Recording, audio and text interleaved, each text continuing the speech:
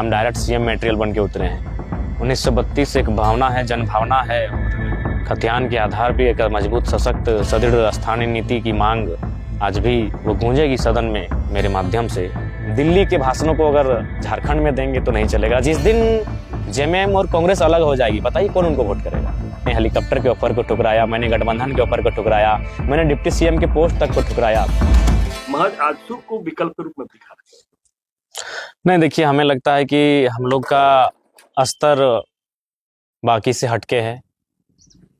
चूंकि जिस समय राजनीति में मेरा उदय हुआ है, पूरे राज्य के चर्चित चेहरे के रूप में उदय हुआ है। आजसू के सुप्रीमो विधायक बन के आए थे, हम डायरेक्ट सीएम मटेरियल बन के उतरे हैं। ठीक है, बने ना बने वो अलग विषय है, लेकिन राज्यवासियों की मानसिकता में, उनकी सोच में हम एक राज्य का चेहरा बन के सामने आए हैं। तो इसलिए हमारी और उस दल की तुलना बिल्कुल भी नहीं की जा सकती। तो मिला के देखा जाए कोसों दूर दोनों की दूरी। हाँ, बिल्कुल कोसों दूर है। वो आज से 35-40 साल पूर्व की पार्टी है और उस पार्टी का अपना एक दौर रहा था।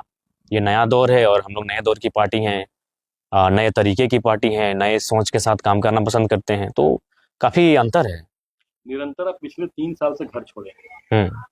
मेरे जो नॉलेज में जो हम करीब जी, सत्य है। 3 साल से आप घर छोड़े, सत्ता के साथ निरंतर सवाल करते रहे। सवाल करने के बाद संघर्ष किया, आंदोलन किया, आंदोलन के बाद आपने पार्टी खड़ा किया और एक रणनीति के तहत आप पार्टी बनाने के बाद पूरे राज्य में आप 71 सीट के लोग को खड़ा करते। तो वैसे में आप अपने आप को कहाँ खड़ा महसूस कर रहे हैं और आगे की आपकी रणनीति क्या? देखिए, आगे की रणनीति है कि अब यहाँ से जो जनादेश मिला है उसको सम्मान करते हुए जो हम लोग का सदन में उपस्थिति एक ही सीट से हुई है, सदन में पूरे राज्य के मुद्दों को रखा जाएगा। जब जब सदन में अवसर मिलेगा, उस अवसर में हमेशा राज्य के ज्वलंत मुद्दे ही गूंजेंगे। और बाकी जो हमारा संगठन के साथी जो सदन के बाहर हैं, उन्हें एक संदेश, निर्देश दिया जाएगा कि तब तक वो पूरे राज्य के 24 जिलों में सांगठनिक ढांचे को मजबूती से तैयार करेंगे। सभी वर्ग के लोगों के बीच बैठकर एक नए जनसैलाब एकत्रित करने की तैयारी करेंगे। आंदोलन आज भी जारी रहेगा, बाहर के लोग, बाहर के नहीं, आंदोलन तो जारी रहेगा, ऐसा नहीं। सदन में भी आंदोलन होगा। सदन में ही कभी हड़ताल पे, कभी धरने पे, कभी उपवास पे बैठेंगे सरकार को मनवाने के लिए। गांधी का देश है और गांधी अक्सर कुछ खाए पिए बिना बैठ जाते थे धरने पर। तो सदन में गए हैं बेशक है, लेकिन सरकार को मनवाने के लिए उस तरह के कार्य हम सदन के अंदर भी करने से बाध्य नहीं होंगे। चुनाव आयोग एक चिट्ठी जारी किया है, उसमें कितना सत्य है वो आप बता सकते हैं? जी, पूछिए। कि विदेशी फंडिंग भी आपके पास आया और अन्य स्रोत से भी पैसे आपके पास आ रहे थे जो आपको चुनाव में आर्थिक मदद कर रहे हैं। नहीं, देखिए, विदेशी फंडिंग नहीं कह सकते हैं, वो विदेशी में जो हमारे दोस्त हैं। शायद आपको स्पष्टीकरण भी जारी किया गया है कि आप स्पष्टीकरण देंगे? नहीं, स्पष्टीकरण नहीं मांगा गया है, वो जांच के लिए कहा गया है। तो अगर जांच के लिए आएगा तो हम जवाब जरूर देंगे। और ये विधानसभा के चुनाव में नहीं, लोकसभा में भी आया था। जैसे कि मैं आपको बताता हूँ, जैसे हमारा अकाउंट ओपन हुआ, अकाउंट को ओपन होने के बाद हम लोग फेसबुक में अपडेट कर दिए कि भाई हम लोग काफी निर्धन है, हम लोग चुनाव लड़ रहे हैं, सहयोग की अपेक्षा है। तब वहां सहयोग कोई भी तो कर सकता है। वो आउट ऑफ स्टेट से भी कर सकता है, आउट ऑफ कंट्री से भी कर सकता है। और ऐसा नहीं, हम लोग तो फेसबुक में भी अपलोड कर दिए कि हमें कुवैत से 18,000 आया है कि 50,000 आया है। तो जो मजदूर, प्रवासी मजदूर भाई लोग जो बाहर में रहते हैं विदेशों में, वे लोग चंदा कलेक्ट करके अपना जो ऑनलाइन पेमेंट का तरीका है उसके माध्यम से भेजे हैं, ये सत्य है। लेकिन विदेशी फंडिंग नकारात्मक दृष्टिकोण से अगर कोई देख रहा है, सोच रहा है, तो वो गलत है। 1932 का सवाल आज भी खड़ा है, 27% का आरक्षण आज भी आपका? हाँ, बिल्कुल, आज भी। चूंकि 1932 एक भावना है, जनभावना है। और खतियान के आधार पर एक मजबूत, सशक्त, सुदृढ़ स्थानीय नीति की मांग आज भी वो गूंजेगी सदन में मेरे माध्यम से। और बिल्कुल पिछड़ा वर्ग इस राज्य की रीढ़ है। बेशक इस राज्य को आदिवासी राज्य के रूप में पहचान मिला है, जो ठीक है, हम भी उसका समर्थन करते हैं। लेकिन इस राज्य में 40% से ज़्यादा, अगर माइनॉरिटी को भी अगर छोड़ दें तो 40% से ज़्यादा, और माइनॉरिटी को फिर ऐड कर लें तो 54 से 55% बैकवर्ड्स आते हैं। तो उनके बारे में भी सोचना चाहिए सरकार को। और 27% उनका जो आरक्षण है वो बिल्कुल मेरी मुखर होकर इस बात रखूंगा। आपके नज़र में एनडीए का हार का सबसे बड़ा वजह क्या है? एनडीए की हार का सबसे बड़ा कारण वे स्वयं है। स्वयं इसलिए है कि एनडीए एक ऐसी राजनीतिक दल है, और दुनिया की सबसे बड़ी राजनीतिक दल इसलिए भी है कि मामूली बात को वो कैच करती है। आज हेमंत बिश्व शर्मा जब आए प्रभारी, सह प्रभारी बन के, तो बिल्कुल उन्होंने बहुत बेहतर कार्य किया एनडीए के लिए। हम भी सुन रहे थे, हमारे दोस्त बता रहे थे कि कोई पंचायत अध्यक्ष भी अगर रूठ गया था तो उसको मनाने के लिए आता था, कोई प्रखंड अध्यक्ष रूठ गया था तो हेमंत बिस्वा सीधे उनको मनाने के लिए आते थे। निरंजन राय को हेलीकॉप्टर में उठा के ले गए, लेकिन उनको जब एक पंचायत अध्यक्ष का रूठना दिखा तो 1932 का खतियान क्यों नहीं दिखा? झारखंड के युवाओं की नाराजगी क्यों नहीं दिखी? विस्थापित पलायन हो रहे युवाओं का दर्द क्यों नहीं दिखा? सरना धर्म कोड की मांग क्यों नहीं दिखी? कुर्मियों का रेल टेका आंदोलन क्यों नहीं दिखा? यहाँ उन्होंने या तो नजरअंदाज कर गए, या तो उन्हें लगा कि हिंदुइज्म का कार्ड को यहाँ भी खेल जाएंगे। तो एनडीए को जानना चाहिए कि झारखंड एक कल्चरल स्टेट है, ये रिलीजियस स्टेट नहीं है। ये जंगल, जमीन, झाड़, पहाड़, पर्वत, नदी, नाला, सरई का पेड़, ये पलाश का फूल, ये एक कल्चरल स्टेट है। इसकी आइडेंटिटी मांदर की थाप में है। तो यहाँ से वो जो अपना हिंदुत्व को लेके आते हैं, देखिए हिंदुत्व हर एक धर्म का हम सम्मान करते हैं, लेकिन चुनावी एजेंडा उनको यहाँ इस विषय को नहीं बनाना चाहिए था। यहाँ उनको विस्थापन को बनाना चाहिए था, उजड़ रहे झारखंड को बनाना चाहिए था, खतियान को बनाना चाहिए था, और सरना धर्म कोड की जो मांग है, कुर्मियों का जो रेल टेका आंदोलन है, इन विषय को उनको मुद्दा बनाना चाहिए था। तो शायद वो बेहतर अपने आप को कर सकते हैं। तो अगर वो चुनाव में बुरी तरह पिटे हैं तो कारण वो स्वयं है। वो दिल्ली के भाषणों को अगर झारखंड में देंगे तो नहीं चलेगा। झारखंड विविधता से परिपूर्ण राज्य है, इसका व्यवहार अलग है। पिछले 3 साल से जिससे आप निरंतर लड़ते रहे, सवाल करते रहे, आपका एक ही सवाल लोगों से भी आप कर रहे किए कि जो सत्ता में रहेंगे उन्हीं से सवाल करें, जो सत्ता में नहीं उनसे क्यों सवाल करें। बिल्कुल। हेमंत की वापसी का एक बड़ा कारण, आपका सवाल हमेशा निरंतर उनसे होता रहा, लेकिन एक सबसे बड़ा कारण क्या है जो, और एक बेहतर काम की, कौन सा बेहतर काम किए कि इतना पूर्ण बहुमत की सरकार के साथ वापस? देखिए, बेहतर काम और नहीं किए, लेकिन ये जो मैया सम्मान योजना, कह सकते हैं कि आम व्यक्ति को, इसके लिए एक आपको हिटलर की एक कहानी, चूंकि समय थोड़ा सा लेंगे। हिटलर एक बार सदन में आए थे और उन्होंने एक मुर्गा को लेकर आए थे, और उस मुर्गे को सदन में जितने भी उनके, कह सकते हैं विधायक या सांसद जैसे हमारे बैठते हैं, उनके सामने एक एक पंख को नोच डाला, और पंख को नोचने के बाद मुर्गे को कुछ दूरी पर फेंक दिया, और उसके सामने एक एक दाना डालते गए, मुर्गा उठ के पांव पे आकर बैठ गया। तो हिटलर ने कहा कि लोकतांत्रिक देश में जनता के साथ यही करना चाहिए सत्ता में बने रहने के लिए। 5 साल इनके पंखों को नोचिए और अंतिम समय कुछ दाना डाल दीजिए ताकि ये चरणों में आपके आ जाएगा। उसी प्रकार उन्होंने मैया सम्मान योजना, चूंकि आर्थिक रूप से आम व्यक्ति इतना प्रताड़ित हो चुका है कि उन्हें 1000 रुपए बहुत बड़ी रकम लगी, और उसी में महिलाओं का रुझान दिखा, जो कि आप इनकार नहीं कर सकते हैं। हर जगह जयराम महतो भाषण देने के लिए नहीं ना पहुंचा था। अगर हम हर जगह पहुंचते तो शायद मैया योजना की काट भी हो जाती। हम डुमरी में थे, हमने डुमरी में काट कर दिया। बाकी जहां जहां भाषण देने के लिए पहुंचे, मैंने उनके जो ये योजना, जो क्षण भंगुर की योजना थी और अर्थव्यवस्था को ले डूबने की जो योजना है, इसका मैंने काट किया। लेकिन बाकी जो हमारे प्रत्याशी रहे वो, या फिर बाकी जो विपक्ष के भी प्रत्याशी रहे, वो काट नहीं कर पाए। तो यही कारण रहा। और उसके बाद कहीं ना कहीं आज जो राज्य में एक समीकरण है कि देखिए, चुनाव अब मुद्दों पे नहीं होता है। कोई भी चुनाव, नेशनल का चुनाव रहे या स्टेट लेवल चुनाव है, अब एक चुनाव का मुद्दा होता है कि जो एनडीए है, एनडीए की ओपोनेंट एक जोरदार विचार आइडियोलॉजी है। एक एनडीए की आइडियोलॉजी है और एनडीए के जस्ट एक अपोजिट आइडियोलॉजी है। उसी के आधार पर ये चुनाव होता है। तो लिहाजा एक समीकरण है झारखंड में, एनडीए के ओपोनेंट में एक समीकरण है जो बहुत बड़ा माने वोट बैंक है। तो विकास और उन्नति वहां मायने नहीं है और मुद्दा मायने नहीं है, बस कि एनडीए को डिफीट कैसे होगा। तो ये भी एक चीज होता है। और एनडीए वालों को भी खामियां यही रही कि भाई आप मुद्दों पे बात नहीं करते हैं, मुद्दों को इग्नोर करते हैं। आपको लगता है कि हर जगह रिलीजियस इश्यूज को घुसा के चुनाव जीत जाएंगे। जो यही कारण रहा कि अब चुनाव पोलराइजेशन पे आधार पे होता है, चुनाव इक्वेशन के आधार पे होता है, चुनाव अब डेवलपमेंट के नाम पे नहीं हो रहा है। विधानसभा में एक सीट आपके पास, आगे का रणनीति क्या होगा?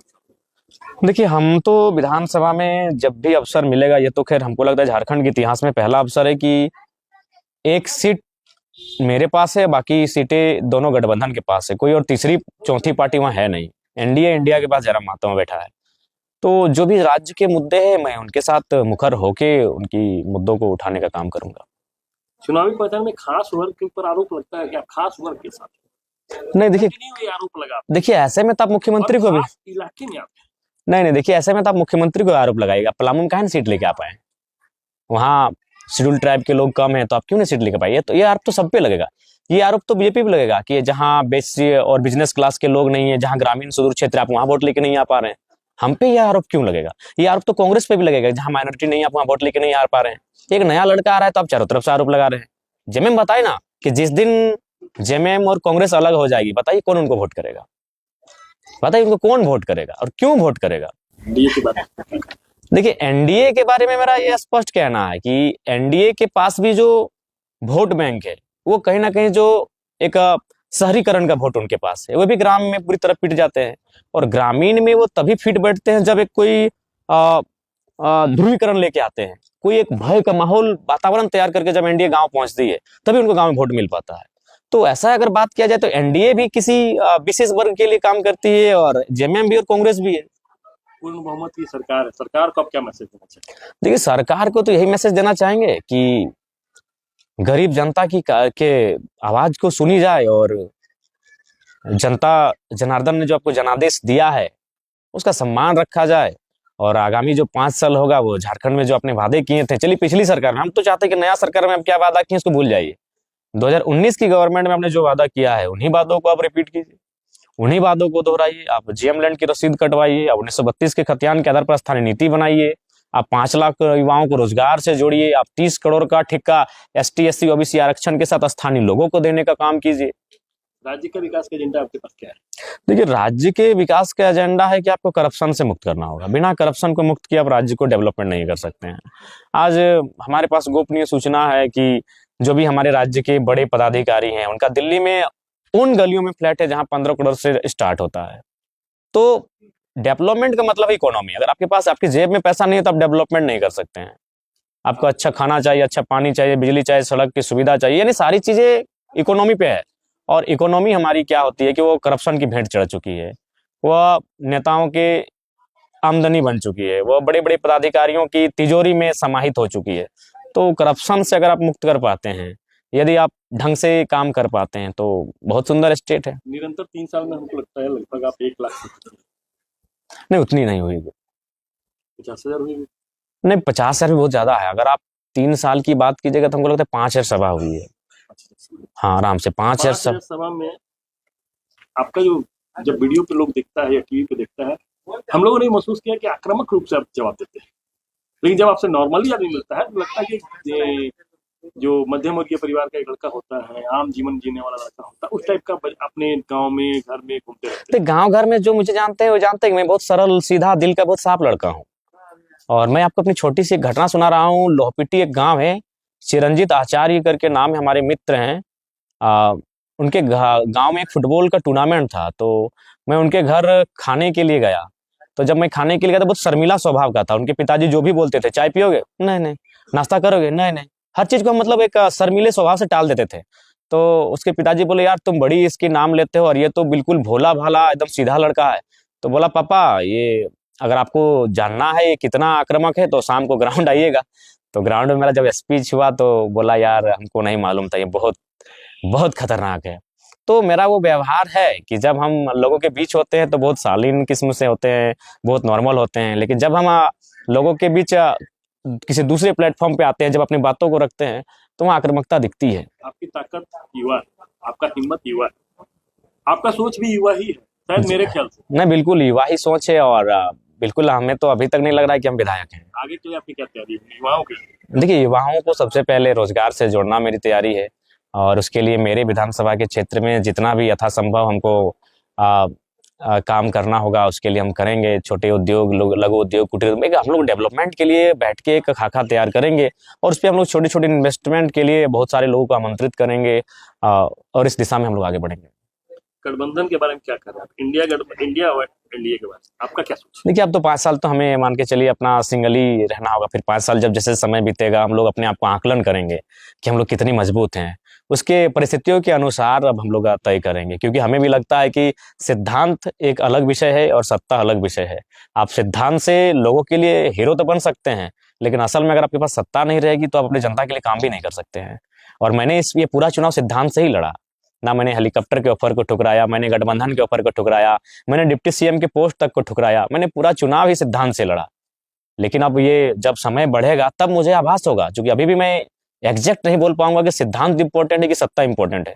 जब 2 साल 2.5 साल बीतेगा उस समय जब मेरा आप इंटरव्यू लेंगे तब मैं आपको अपना स्पष्टीकरण दे पाऊंगा कि इंपॉर्टेंट सिद्धांत है कि सत्ता है। अगर व्यक्तिगत मेरी मानी जाए तो सिद्धांत बहुत इंपॉर्टेंट है, लेकिन अगर जनता की मानी जाए तो सत्ता बहुत इंपॉर्टेंट है। आप अपने निजी सिद्धांत से, जयराम महतो अपनी आइडियोलॉजी से जनता का भला नहीं कर सकता है। जनता का भला करने के लिए उसकी अपनी आइडियोलॉजी के साथ साथ कभी कभी कंप्रोमाइज करके आपको सत्ता में आना होगा।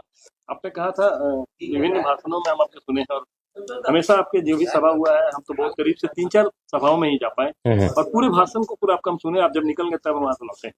आपने कहा कि मेरा जो विधानसभा का विशेष हो, उस विशेष में क्या विशेष है? जैसे अभी आपके पास अपना विधानसभा डुमरी, उस डुमरी में विशेष क्या है? देखिए, सबसे विशेष चूंकि मेरा मानना है, जो आपने कहा कि डेवलपमेंट, और मैंने आपको कहा इकोनॉमी, मैंने आपको कहा पैसा, क्योंकि आज के दौर में पैसा सब कुछ है, क्योंकि आप किसी भी काम को बिना पैसा के कर नहीं पाएंगे। तो उसमें विशेष क्या होगा? पैसा यानी प्रॉपर्टी, पैसा यानी संपत्ति। और आज बिल गेट्स दुनिया के सबसे धनी आदमी, जब हम लोग पढ़ते थे, आज तो एलन मस्क आ गए हैं, उन्होंने अपने माइक्रोसॉफ्ट के शेयर को बेचकर 1000 वर्ग किलोमीटर जमीन खरीदा है, जो धनबाद जिला का आधा, यानी आधा धनबाद जिला उन्होंने जमीन खरीदा है। तो इसका मतलब है कि बिल गेट्स ने दुनिया को संदेश दिया है कि सबसे बड़ी पूंजी आपका जमीन का टुकड़ा है। तो उस दिशा में जयराम महतो एक बहुत बड़ा क्रांतिकारी पहल करने जा रहा है अपनी विधानसभा के माध्यम से। मेरा जिला है धनबाद, जहां मेरा पैतृक आवास है, लेकिन मैंने जो चुनाव जीता है वो गिरिडीह और बोकारो में आता है। गिरिडीह में आते हैं डुमरी, और बोकारो में नावाडी और चंद्रपुरा। और मैं पूरे ऑन कैमरा और एक राज्य के सम्मानित पत्रकार दीपक कुमार पांडे जी के सामने ये स्टेटमेंट दे रहा हूं कि मैं धनबाद जिला का हूं, मैं बोकारो और गिरिडीह में 1 इंच जमीन खरीदने नहीं जा रहा हूं। क्योंकि मेरा मानना है कि आज गरीबी के कारण नेताओं की अमीरी है, मेरा मानना है गरीबी के कारण कॉर्पोरेट्स की गंदे तरीके से कमाई है, और मेरा मानना है गरीबी के कारण ब्यूरोक्रेट्स की लालची है। ऐसा तो नहीं कि हम धनबाद और बोकारो नहीं लेंगे, उसका जाके हम रांची में ले लेंगे? नहीं, वहां मतलब उदाहरण वही है, धनबाद के बाहर नाम से कहीं भी जमीन नहीं, बिल्कुल अपने नाम से अपने जिला के बाहर हम कहीं जमीन नहीं लेंगे, जो लेंगे अपने जिले में, धनबाद नहीं। और हाँ, और एक नियमित, ऐसा नहीं कि हम कहीं 50 एकड़ ले लिए। अगर कहीं मान के चलिए धनबाद की किसी कोने में लगा 2 डिसमिल का, कोई अगर ऐसा हुआ 2 डिसमिल, 5 डिसमिल, 10 डिसमिल, तो सोचा जाएगा। लेकिन आप कहेंगे कि 50 एकड़ 100 एकड़ एक साम्राज्य, तो आपको स्टेटमेंट देते हैं नहीं लेंगे। एक लास्ट सवाल, और ये आपसे व्यक्तिगत जुड़ा हुआ सवाल है, और मीडिया और कैमरा कहेंगे या नहीं कहेंगे ये आपके ऊपर निर्भर करता है, इसीलिए आप शादी कब करेंगे या शादी पर क्या विचार है? देखिए, कुल मिलाकर कि जब मनुष्य जीवन में आदमी आता है तो उसको फिर गृहस्थ जीवन में जाना पड़ता है। देखिए, शादी एक व्यक्तिगत इच्छा भी है, शादी एक व्यक्तिगत रंजाबंदी भी है, लेकिन मैं अपने आप को पा रहा हूँ कि मेरी जो व्यक्तिगत इच्छाएं हैं वो थोड़ा सा मतलब उसमें मैं देख पा रहा हूँ कि सामाजिक जो लोग हैं उसके प्रति मेरा झुकाव बहुत ज्यादा है। आज मैं जब विधायक बन गया तो मेरे लोग बहुत खुश हैं, नाच गाना जुलूस हो रहा है, लेकिन मुझे जीतने के बाद जरा सा भी फीलिंग नहीं हुआ कि हम विधायक बन गए। अभी 29 साल की उम्र में झारखंड में सबसे चर्चित युवा विधायक, और इस बार सदन का सबसे युवा विधायक हम ही रहेंगे, लेकिन एक जरा भी हमें कोई भाव मेरा बदला नहीं। तो इस लिहाज से जहां तक शादी का विषय आता है, अगर मेरी फैमिली की बात करें तो मेरे शादी के पक्षधर हैं, लेकिन मेरा मानना है कि थोड़ा सा देख लेंगे राज्य को, राज्य की परिस्थिति को देख लेंगे, फिर इस पर सोचा जाएगा। कुल मिलाकर देखा जाए कि जो जश्न अभी आप मना रहे हैं कि जनता के बीच जो जश्न हमको मिल रहा है वो जश्न है कि बारात का जश्न। हाँ बिल्कुल, बारात से बढ़कर है, और बिल्कुल बारात में एक दूल्हा घोड़ा पर रहता है, लेकिन आपका हर कोई घोड़े पे बैठा है। और सबसे महत्वपूर्ण है कि कल जैसे कि मेरा सोनापरी द्वारसैनी में गश्ती है, मेरा नहीं, हमको लगता है हजारों जनता का। तो शायद झारखंड की हिस्ट्री में पहला चुनाव है जहां नहीं होता कि कोई बीमार हो तो अपने देता भूता को याद करते हैं, शादी नहीं लग रहा तो देता भूता को याद करते हैं, बच्चा जन्म नहीं ले रहा तो देता भूता को याद करते हैं। इस चुनाव में जीतने के लिए हमको लगता है हजारों लोगों ने गश्ती किया है। तो ये एक ऐसा चुनाव है, लोगों का चुनाव है, और जीतने के बाद वे फील कर रहे हैं कि चुनाव को जनता ने जीता है, जयराम महतो ने नहीं। धन्यवाद आपका प्रभात खबर को समय देने के लिए। जी धन्यवाद। प्रभातखबर.com, विश्वास वही, रफ्तार नहीं।